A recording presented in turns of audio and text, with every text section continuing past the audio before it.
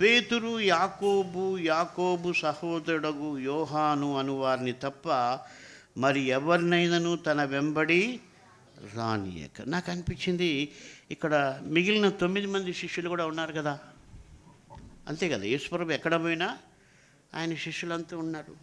కానీ ఈ ఇన్సిడెంట్లో for some reason ఆ 9 మందిని కూడా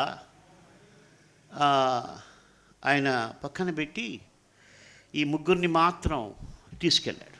అంటే ఏంటంటే ఆ 9 మందిలో యేసుప్రభు చనిపోయి తిరిగి లేచినా నమ్మనటువంటి తోమా ఉన్నాడు.